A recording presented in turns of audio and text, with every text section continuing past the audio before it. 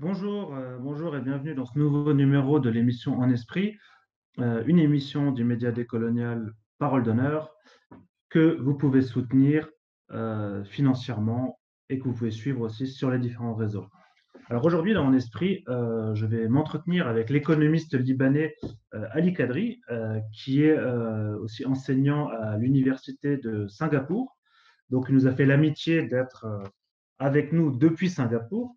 Ali, il a écrit plusieurs choses, énormément de choses, dont hélas, très peu sont disponibles en français. Mais en anglais, il a notamment coordonné avec Linda Mattar un livre sur la Syrie, en fait, sur l'histoire de la Syrie, l'évolution de la Syrie. Il a aussi écrit un autre livre sur le socialisme arabe. Mais aujourd'hui, hein, ce dont je vais discuter avec lui, c'est de la question de l'impérialisme dans le monde arabe et du développement dans le monde arabe, notamment à partir d'un de ses livres en anglais, donc qui s'appelle Arab Development Denied. Pour ceux qui ne sont pas anglophones mais qui sont intéressés par le sujet, vous pouvez lire une recension écrite de ce livre, est disponible en français. C'est une recension qui a été écrite par Max Hagel et qui est disponible sur le site du QG décolonial, donc qgdécolonial.fr.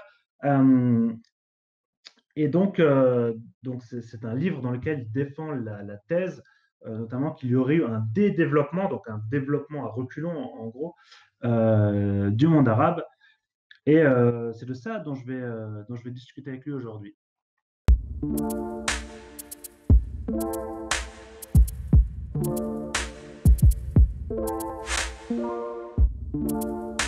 Dans ton livre, Arab Development Denied, tu écris qu'il y a eu un processus de dédéveloppement des pays arabes pendant les 3 dernières décennies. Alors, Ouais. j'ai plusieurs questions.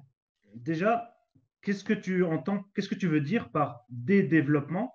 Donc, une sorte de développement à reculons. Euh, et pourquoi ce processus de dédéveloppement il s'est fait spécifiquement dans le monde arabe? Ouais. Ouais, peut-être. Merci déjà pour m'avoir invité et pour les questions. Euh, quand parce que moi, ma recherche se concentre à l'époque, dans les années 2000, depuis le début des années 2000, sur le monde arabe. Et j'ai déjà, ce qu'on observe, ce, ce qu'il y en a des États qui étaient en pleine guerre, complètement démolis par la guerre et la famine et les désastres, euh, visités sur ces pays par des agressions, surtout occidentaux, avec bien sûr des liens organiques des classes compradors qui se collaborent avec les impérialistes. Euh, mais il y en avait des pays, les pays de Golfe, les pays qui s'envolent dans l'orbite occidentale, comme l'Égypte, la Tunisie, le Maroc, la Jordanie, tous ces pays-là. Euh, Leurs données nous donnent une idée que d'un coup que leur performance économique était exemplaire. En Égypte, on avait euh, un taux de croissance en moyen depuis les années 90 de 5% réel, 5, presque plus, presque 6%, je pense. Je m'en souviens plus, mais c'est plus que 5%. Au niveau produit brut par personne. Quand on parle de ce taux de croissance, on a presque 3 ou 4% par personne, alors on parle de quelque chose. Les chiffres nous indiquent déjà que les chiffres sont des trucs quantitatifs. On ne peut pas établir beaucoup des histoires selon ce qu'on constate comme représentant quantitatif, mais ils nous disent d'abord que ailleurs, où c'est passé ailleurs dans le monde, quand on a un taux de croissance assez significatif, on verra du développement, mais en fait, on ne voit pas du développement. En Tunisie, c'est la même chose. En Tunisie, les taux de croissance étaient significatifs, mais les institutions financières mondiales, de la Banque mondiale et le Fonds monétaire, ils nous disent que voilà, la Tunisie était le Golden Boy of Africa. Ils utilisent même tu vois, leur vocable était une vocable avec des traces de racisme colonial là-dedans. Golden Boy of Africa. Mais ils ne peuvent pas dire, ils n'ont pas pu dire la même chose sur l'Égypte. Bien sûr, tout le monde arabe a néolibéralisé. Ça veut dire, c'est quoi néolibéralisme? Ça veut dire ouvrir les robinets de valeur pour que ça coule vers le centre impérial. Et vraiment, ce qui est passé, c'est les ressources réelles dénominées en dollars, dont la plupart ont passé des ressources réelles ou non réelles financières, ont passé vers le centre pendant ce temps, parce qu'on a calculé pour le monde arabe à l'époque que dans quelques pays, les taux de fuite du capital étaient dans l'un des pays au moyen 25% de produits bruts. Alors, mais en Égypte, il y en a deux choses qui m'ont fait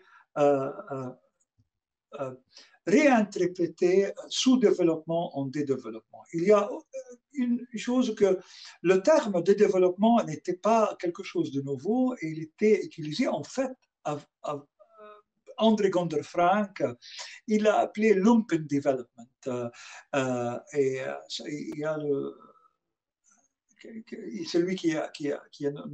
Et après, une académicienne américaine qui s'appelle Sarah Graham Brown, je pense, à l'époque, elle a changé son nom, je pense récemment, elle s'appelle Sarah Brown. Et elle a dit que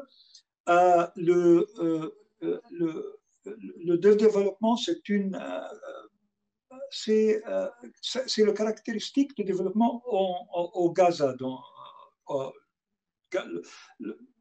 le parti de Palestine occupé par Israël, où il y en a vraiment un taux de pauvreté de 80%, où le bombardement est partout, mais quand moi j'étudie tout le monde arabe, j'ai observé que partout il y en avait ces caractéristiques de Gaza, au moins Gaza, il y a des ressources, des capacités de.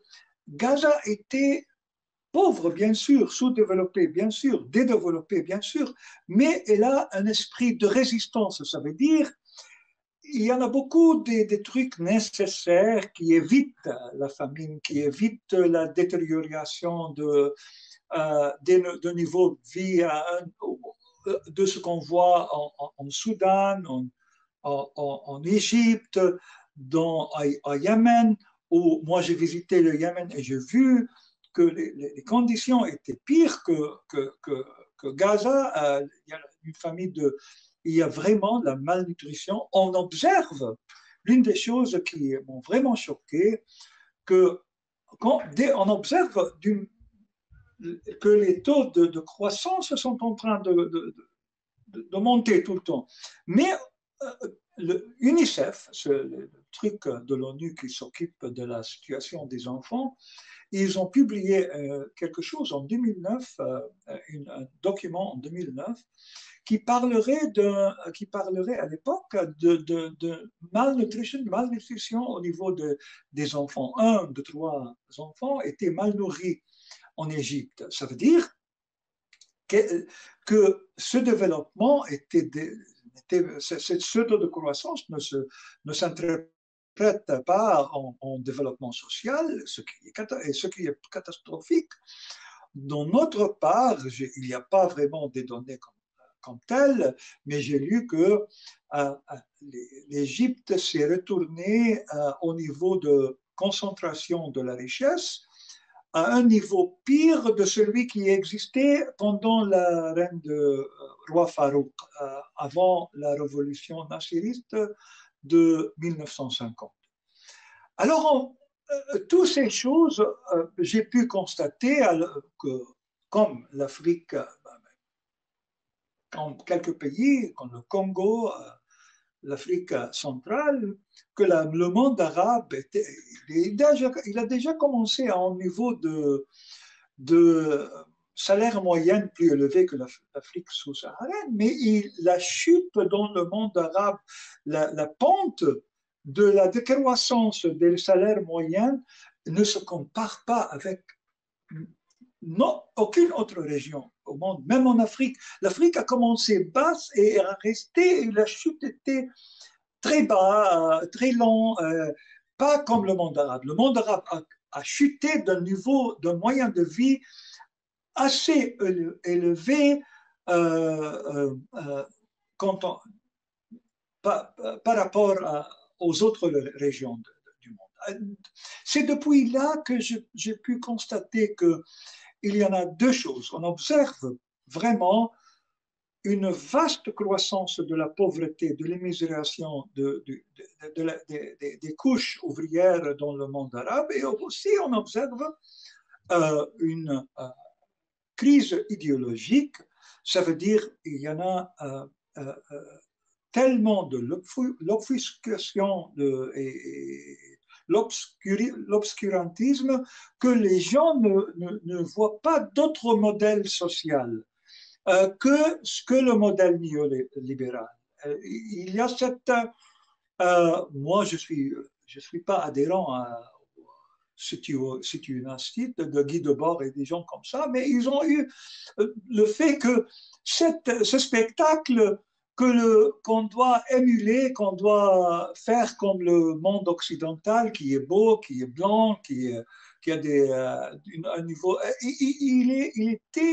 Il s'est devenu comme peut-être une sorte de quasi-religion. On verra au Liban partout une monte de la couche en dessus de la moyenne. Ils ont tous des chirurgies plastiques. En fait, la plupart des femmes se rassemblaient qu'ils étaient soumis à une usine de chirurgie plastique. Il y a tellement une crise idéologique d'alternative que personne ne réfléchit au ce qui est nécessaire comme idée de base pour le développement, que ce n'est pas facile, que ce n'est pas difficile, c'est de retenir les valeurs qu'on produit, de retenir nos ressources et d'avoir l'autonomie de décider de quoi faire de ces ressources. Pas envoyer les gens qu'on a éduqués ailleurs, nos travailleurs ailleurs, nos ressources minéraux ailleurs, à des prix qu'on ne les décide pas nous parce qu'on est faible. On était bombardés, on était battus jusqu'au point qu'on ne peut plus décider violemment. Vraiment, il y a violence c'est partout, la guerre. On est les pays, le monde arabe est les pays les plus subis à la violence des guerres dans les années depuis la Deuxième Guerre mondiale. Et aussi, on a au niveau de base, on a une détérioration de substances, de substantives, qu'on a plus de ressources, on dépense surtout partout à l'importation des produits agricoles, ce qui est, le monde arabe était vraiment un succès d'agriculture. Et on a perdu ça. Alors on a perdu la base qui crée la valeur et la richesse, parce que sans agriculture, on ne peut rien faire. On a cette dépendance stratégique. Ce que Ramsey Clark a dit une fois, l'Égypte ne peut pas combattre parce qu'elle n'a que 90 jours. Il parle du il est pro-arabe, lui, et pro-humaniste, en fait. Il dit que parce qu'ils n'ont que 90 jours de conserve ou de stockage du blé. Alors, alors il y en a deux, toutes les tendances que la Banque mondiale nous montrer sur le monde arabe, tous ces chiffres macroéconomiques, cette image rose n'était pas vraiment rose, elle était grise et très misérable en fait. Parce que quand on parle du développement, on parle du développement au niveau social. Ce qu'on a observé, c'est une détérioration de niveau de vie, détérioration de santé relativement au niveau qu'on peut achever dans le moment, parce que l'histoire, tu sais, il y a l'idée que le temps est une trajectoire quantitative, mais il n'est pas ça. Le temps est qualitatif, on ne peut pas comparer nos niveaux de vie maintenant avec les niveaux de vie de le Moyen Âge. On a eu de progrès. Le progrès est relatif aux conditions de la richesse et au développement des forces de production qu'on observe maintenant. Ce qu'on observe maintenant, que les gens, par les classes, les couches les plus riches, peuvent vivre jusqu'à 100 ans, mais au Yémen, le moyen de l'espérance de vie est de 40 ans. Alors, mais on dit, oui, il était 40, mais le vocable colonial et le vocable jusqu'à maintenant dans le monde occidental qu'on les a donné avant, ils vivaient jusqu'à 30 ans, moi maintenant, ils vivaient jusqu'à 40 ans. Et cet langage raciste, bien sûr, il n'est pas logique aussi, parce que quand on compare le temps avec les conditions qui existent, qui ont donné dans ce qu'on dit, qui sont déterminés historiquement dans le moment, pas dans les Moyen Âge. Et bien sûr que le Yémen ne peut pas vivre ni atteindre un niveau de vie ou une espérance de vie plus élevée. C'est à cause de l'agression sur le Yémen. Le Yémen est agressé parce qu'il a la mauvaise chance d'être placé dans le coin le plus géostratégique du monde, ce qu'on appelle Bab el-Mandeb, ce qui est important pour le pétrole, comme le Hermès, comme le Bab Straits of Hormuz, and also et aussi le canal de Suez. Alors, on parle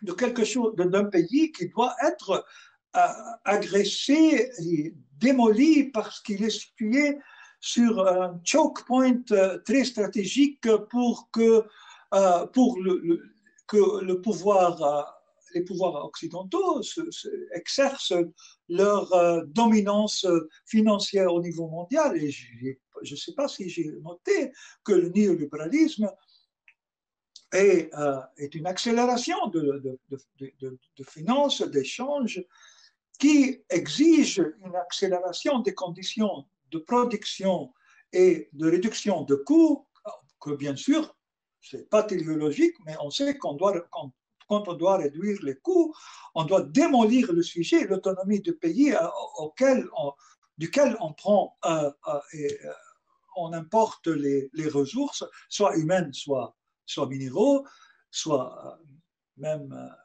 manufactures. Tout ça, on doit démolir le sujet, on doit démolir l'autonomie de ces pays pour qu'on les contrôle.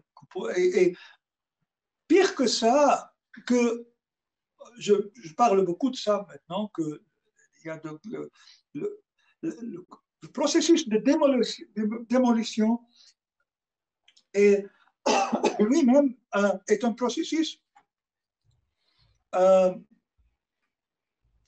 d'une industrie aussi. Il sert à maintenir le pouvoir ou élever le pouvoir géostratégique, et en même temps, il est lui-même un processus qui est une industrie, parce que la guerre est une industrie, c'est la plus grande industrie, c'est un point bien connu. Mais maintenant, ce gaspillage, parce que la guerre, c'est le gaspillage pur, ce gaspillage est devenu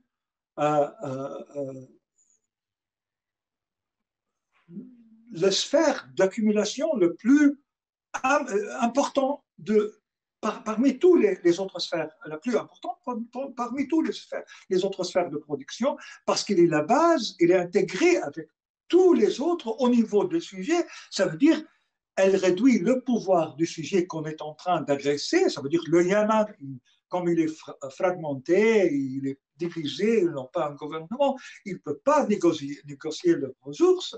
Et aussi, il est fin et il est facile à bombarder. Alors, l'usine industrielle de l'industrie militaire, et il va engager des machines, de la technologie pour en produire euh, des morts et de la misère. C'est c'est un produit. Malheureusement, les produits les plus prononcés du monde sont les déchets, la perte de la vie humaine et la perte de la nature. Ce gaspillage, ce processus de gaspillage, ça, c'est l'industrie la plus dominante qu'on voit. Pourquoi on peut dire ça avec une telle certitude? Parce que si on compte maintenant la richesse qu'on voit partout, les télés ou les voitures ou je ne sais pas quoi, si on compte à côté de ça la pollution et les guerres et les déchets et le gaspillage qui est un processus dans le temps réel, et on voit ça au niveau substantif dans ce que la planète nous montre au niveau de la catastrophe naturelle qu'on est en train qui est en évidence. Alors, il n'y a pas de question qu'on a produit plus de déchets qu'on a gaspillé dans un processus, et c'est déjà au niveau logique, dans un processus qui produit pour des buts privés, on ne va pas servir les buts sociaux, ni les buts naturels, parce que la nature est la nature sociale, ça veut dire l'être humain avec la nature. Et on va pas, on va rien achever. Et pourtant, la crise du monde arabe, ce n'est pas différent de la crise de l'humanité, mais c'est une question, les questions de degré sont importantes. Et au niveau degré, comme je vous ai expliqué, dans le monde arabe, il y a une degré, le taux de guerre, le taux de pauvreté, la chute de niveau de vivre, tout ça, la chute de l'espérance de vie par rapport à quoi on peut achever dans ce temps avec les capacités de développement qui sont déterminées historiques maintenant, on est peut-être, il y en a beaucoup de pires aussi, mais on est avec les pires des pires et on est vraiment, on se développe au niveau.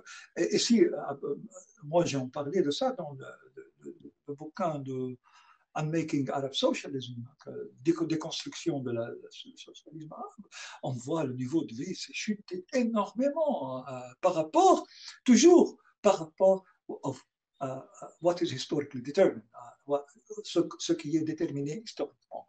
Et par rapport à ça, on est vraiment, il y a un décalage, on a chuté d'une façon énorme. Et bien sûr, maintenant, après c'est ce qu'on appelle le printemps arabe, des Arab Spring, on voit qu'on a eu des révolutions sans une théorie révolutionnaire, sans organisation révolutionnaire, Et comme le disait Lénine, ça, c'est comment dire, recette de base. On ne peut pas avoir des révolutions sans idéologie révolutionnaire. Il n'y a personne qui parle de la nationalisation des banques dans le monde arabe, de la nationalisation de la terre agricole. Il y a des trucs de base. Il faut que, si tu veux te développer, tu dois retenir et être en commande. Le peuple doit être en commande de ces. Et ça, c'est la vraie démocratie, la vraie liberté d'avoir une nature et une société sainte et sauve pour ne pas craindre pour le futur de leur enfant. C'est ça la liberté. Ne pas craindre que quelqu'un va avoir faim quand il est âgé ou tout ça. La liberté, c'est pas de voter. Voter, c'est quelque chose, c'est des clowns qui font ça. C'est de clonage, c'est clowning. Parce que c'est comme on donne quelqu'un, un étudiant, à mes étudiants dans la classe, je leur dis quoi dire dans l'examen. Alors, ils ont tous ces idées que moi, j'ai données, c'est ça. Puis, je détermine le temps de l'examen et je leur donne 5 questions, il faut choisir en 3 et je sais n'importe de quelle façon qu'ils vont répondre parce que moi, j'ai imprimé dans leur esprit les choses, les matériaux qui doivent présenter, ils vont me présenter la même chose. Et c'est ça, la démocratie occidentale n'est qu'une forme de l'exercice de pouvoir et surtout le pouvoir idéologique. Les gens, quand on n'a pas une idéologie alternative et sociale, on va toujours reproduire les mêmes conditions de temps en autre. Et c'est ça ce qui est passé. J'espère que j'ai répondu, peut-être j'ai traîné beaucoup, mais... Ouais, très bien. Et justement, au début de ta réponse, tu utilisais le terme d'impérialisme. Alors, ma question, c'est un terme qui est quand même bon, pas mal utilisé aujourd'hui de manière très différente. Comment, toi, tu définirais l'impérialisme? Si tu devais expliquer ce que c'est l'impérialisme, comment tu définirais ce concept? Oui, oui. Moi,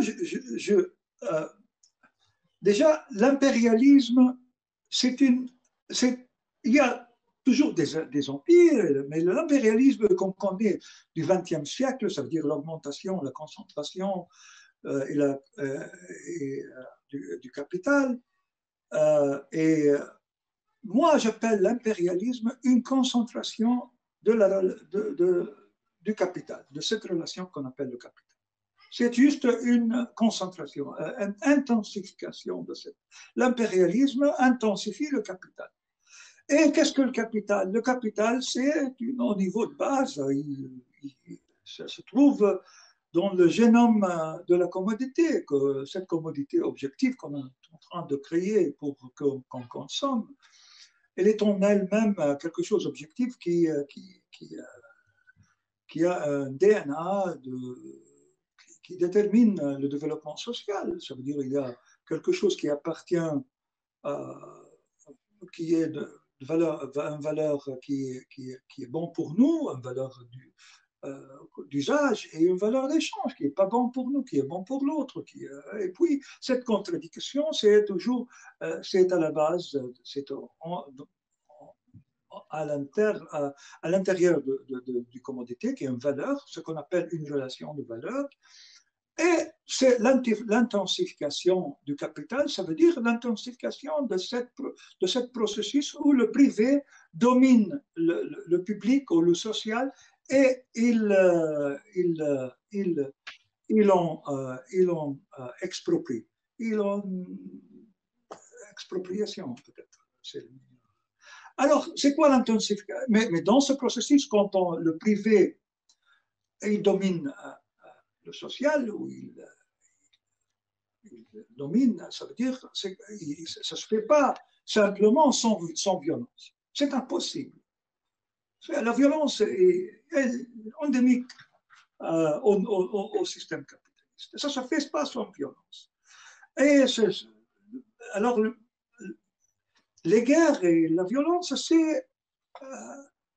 génétiquement encodés dans le capital. Et l'impérialisme comme intensification du capital, c'est l'intensification de la violence aussi, pour exproprier. Et la violence, ça prend beaucoup. Certes, la guerre, c'est le niveau le plus agressif de la violence, mais la violence s'exerce partout. Il y a plusieurs niveaux de violence. Et l'austérité sévère, quand on rend les gens fins, et ça, c'est une forme de violence aussi. Et les finances, l'impérialisme exige une ouverture des canaux de déploiement, de transfert de valeur au niveau mondial. Ça veut dire que cette violence, ce que j'ai décrit maintenant, cette violence va propager partout dans le monde, et ça s'amplifie. Et il y a cette violence, c'est une violence avec toute cette aliénation et cette chute, ce défi idéologique. Les gens commencent pas juste d'être violents contre l'autre, ils sont violents contre eux-mêmes.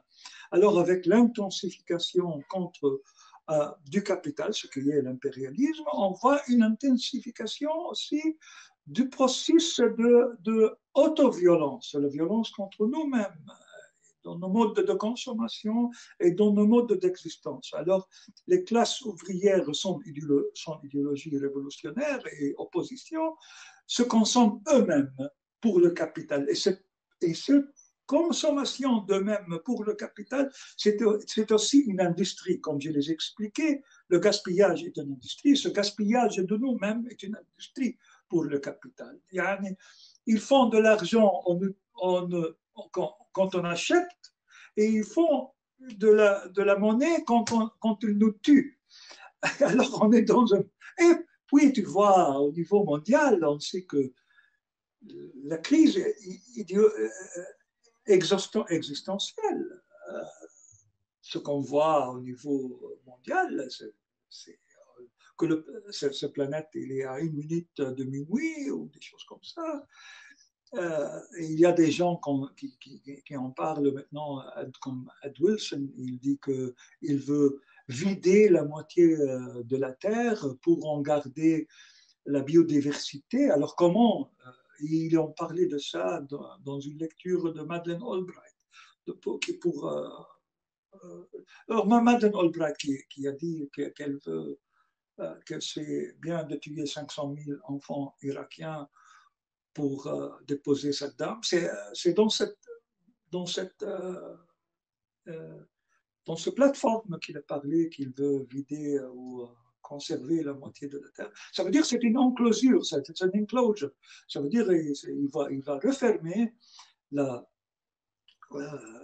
plupart de la Terre. Quand on a refermé les paysans partout dans le monde pour les socialiser, pour qu'ils deviennent des ouvriers, c'était catastrophique pour tout, et aussi catastrophique, ça veut dire que c'était fait par le feu et le fer. Feu et fer en construisant, pour déchirer l'ouvrier privé et le rendre en ouvrier social. Ça veut dire l'accélération de la commodification. Ça, à la base, c'est un processus. Quand Wilson il parle qu'il veut vider la moitié de la Terre pour, ou peut-être préserver quelque chose comme ça, comme des zoos, la zoologie. Quand il parle de ça, ça veut dire qu'on parle d'une grande refermeture. Et quand le capital parle de la refermeture qu'il veut asiler, terminer ou mettre à côté la plupart de la terre, ça veut dire pour le capital qui est en essence une relation de violence, comme je t'ai dit. Alors, ça veut dire que le taux de violence, qui est aussi une industrie, ça veut dire une industrie, comment on explique la violence comme industrie? Si moi j'ai avion militaire, qui est la technologie très haute, puis je tire sur les chameaux dans le désert de l'Arabie, qui coûtait $100 chaque, avec un missile qui coûte $1 million. Les gens pensent que ce sont des coûts pour la France ou pour l'Amérique. Ce ne sont pas des coûts, ce sont chaque chaque débit est un crédit. Ça veut dire qu'il y a quelqu'un qui est crédité pour le missile. Bien sûr que la classe ouvrière occidentale va peut-être payer plus de taxes pour recouvrir quelques coûts de leur bourgeoisie. Mais en fait, cette classe ouvrière ne produit pas rien, ne produit rien. Elle se partage dans les rentes impérialistes elles-mêmes. Ça veut dire comme classe, selon la classe au niveau substance et au niveau idéologie, au niveau conscience, au consciousness, classe et les deux. Classe est un état existentiel et un état un sujet aussi. Au niveau sujet, au niveau idéologie, ces classes font partie, sont reproduites par les rentes impérialistes. Alors il ne faut pas toujours imaginer qu'il y a des classes ouvrières au centre qui vont faire. C'est à cause de ça qu'il n'y avait que rien n'est passé au centre.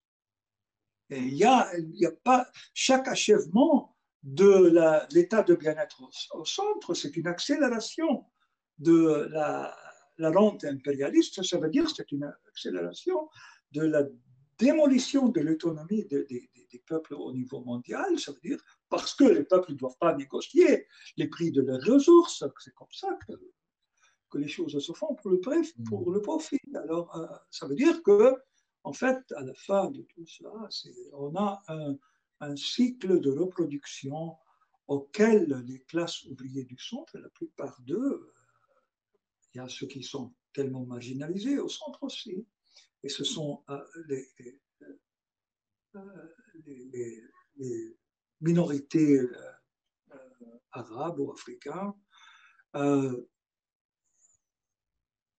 On voit que ce processus, c'est un processus, on ne peut pas baser beaucoup d'espoir sur l'État, les ouvriers du monde occidental, parce qu'ils gagnent leur vie comme ça. On peut pas.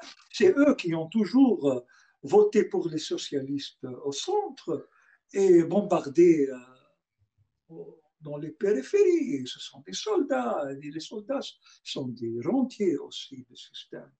Il faut en voir les choses comme ça. Alors, l'impérialisme, c'est simplement une intensification de la relation principale du capital, qui est une contradiction entre les intérêts, le privé et le social. Et le privé, pour dominer le social, il exerce plus de pouvoir et plus de violence. Et la violence, c'est partout aussi.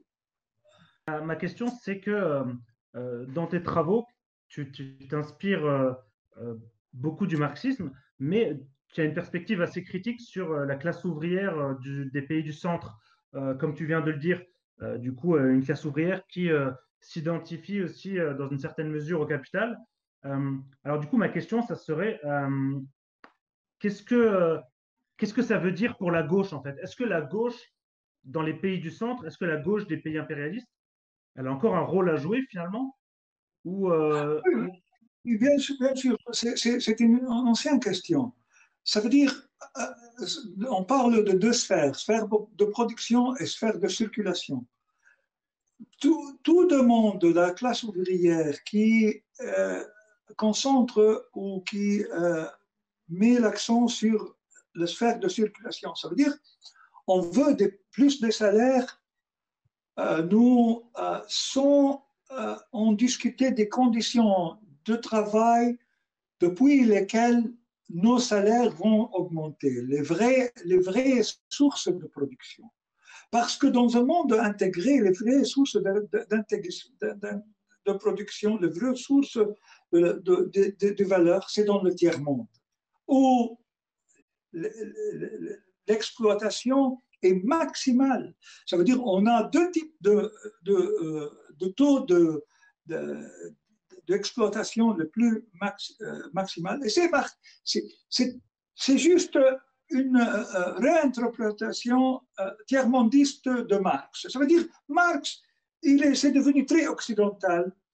Et le marxisme occidental demande parfois de suivre, il a une sorte d'infatuation, un amour secret avec la démocratie occidentale, parce que la démocratie occidentale est une forme d'exercice de pouvoir, est aussi, comme toute forme d'exercice de pouvoir, est un canal aussi pour l'allocation de ressources, ça veut dire le pouvoir se manifeste dans des salaires plus hauts ou dans des moyens de vie plus hauts pour l'Occident. Ça veut dire qu'il y a un privilège des rentes impériales qui se traduit d'une façon de ce pouvoir se traduit en argent, en monnaie, en moyen de vie. C'est comme ça. Parce que dans tous les échanges, l'échange, ce n'est pas un acte qu'on va au magasin, on prend quelque chose pour 10 dollars et puis on va.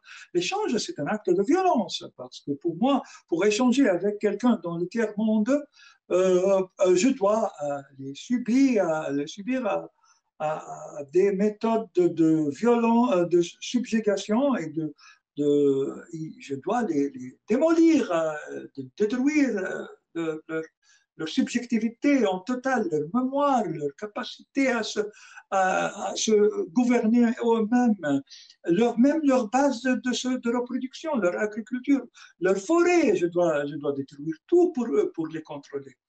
Et c'est assez l'échange, parce que moi, si je veux obtenir quelque chose à bas prix, je dois. Et le fait que ça se fait dans des guerres coloniales et puis impérialistes tout le temps, c'est ce qu'on appelle un taux d'exploitation commerciale.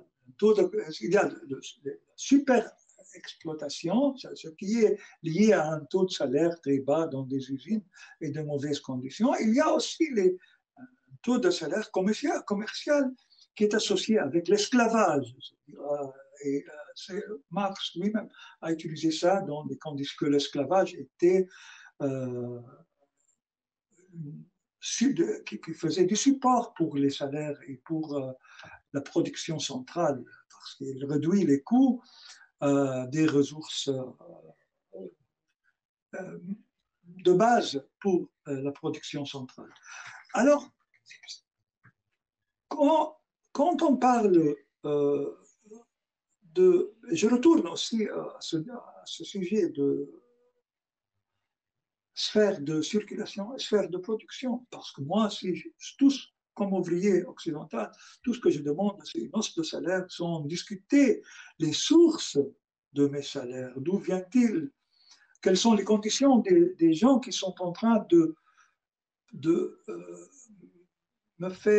me donner le pétrole ou le fer ou les pantalons ou n'importe quel qui ont si basse pour moi d'acheter. Ça veut dire que mon travail nécessaire, ma salaire a un pouvoir d'achat plus élevé. Tout ça, ce sont des conditions de production que je dois discuter avant de discuter ma share, ma partie de ce qui est circulé au niveau capital. Alors, si on n'en parle pas des conditions de production et une égalisation des conditions de production, on est en train de participer avec le capital dans ces guerres et la misère qu'il donne au tiers-monde. Mais au niveau taux d'exploitation, et taux d'exploitation, ça veut dire aussi le valeur surplus va augmenter, ça veut dire que le profit augmente à cause de ça. C'est surtout ce qu'on appelle un encroachment war. Ça veut dire une guerre qui comme l'Irak ou beaucoup plein d'autres pays, on les bombarde et on élimine leur autonomie et puis on prend tout ce qu'ils veulent, tout ce qu'ils ont. Et la guerre elle-même est une industrie. Et le fait que moi, maintenant, je peux esclaver tout un pays en même temps, au lieu d'esclaver des milliers ou des millions de l'Afrique, pendant des centaines d'années, j'esclave 20 ou 60 ou 1 milliard dans le cas de l'Inde en une minute ou dans une année ou quelque chose comme ça, à partir de Modi. Modi qui est allié avec moi, qui va immisérer la population dans les coins ruraux. Et puis, tous ces processus sont des parce que le survalue et l'accumulation, c'est un processus social avec une phase quantitative qui est le profit, mais c'est par médiation et par la formation des prix qui sont des instantations des moyens de pouvoir dans le marché, mais au niveau de bas, au niveau réel, au niveau non symbolique, au niveau existentiel. L'exploitation, ça veut dire, c'est la tuerie de 4 millions depuis dans Syrie, Liban, Irak, Afghanistan, ce couloir-là. Ça, c'est énorme pour les profits mondiaux. Ça, c'est l'exploitation de l'esclavage magnifiée énormément dans l'esclavage des grands pays en même temps par l'imposition, leur domination et le fait que moi, je suis en train de les bombarder continuellement aussi, ça veut dire que j'ai une industrie de bombardement qui est énorme, énorme, qui a produit 6 trillions de dollars. Mais le 6 trillions de dollars, c'est, bon, on ne sait pas les chiffres, il y a plein d'estimations, mais quand on parle de ça, il faut les données, les noms, la monnaie, là, les trillions, ça veut rien dire. Parce que dans un milieu social et organique, tout fait un prédicat, ça veut dire une base logique de toute autre chose. Alors, rien ne peut exister sans chaque part du système. Et la guerre elle-même, rien ne peut exister. Cette structure mondiale ne peut pas exister sans cette guerre et sans ce processus d'exploitation qui est lui-même une industrie et à la base de toutes les industries.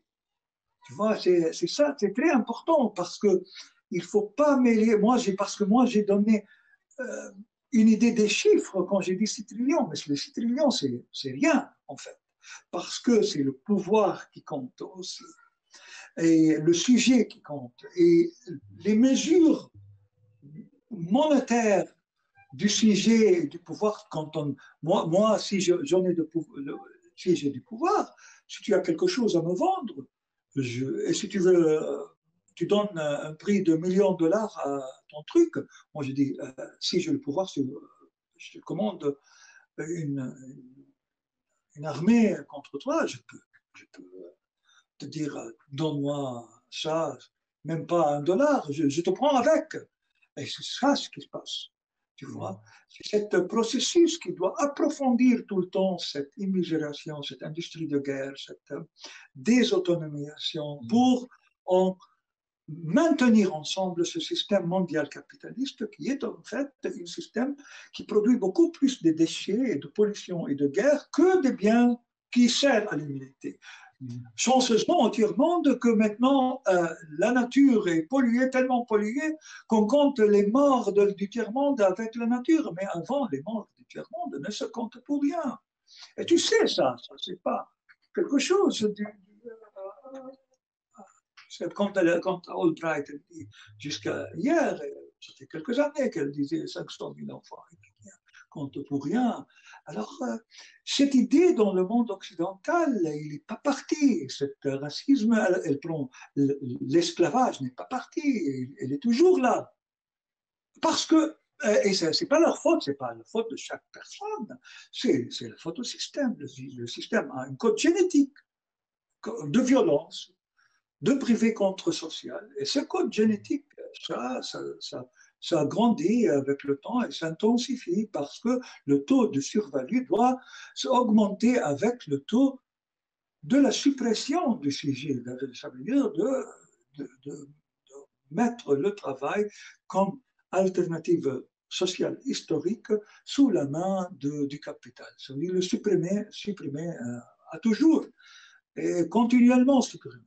Et pas seulement supprimer en le gardant en vie, mais aussi le supprimer en le tuant, et son cadavre elle-même est un produit du capital. C'est ça qui est pire. C'est-à-dire, les déchets de la nature sont des produits de capital. Chaque déchet de nature, chaque pollution est quelque chose qui n'est pas vraiment qui n'a pas un prix tout d'un coup maintenant, mais ce prix se développe avec le temps, avec un cancer qu'on doit payer ou pour un taux d'environnement qu'on doit payer.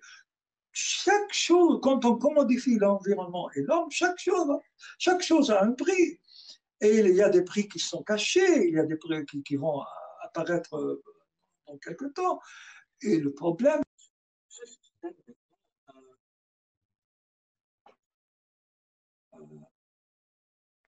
comme crise euh,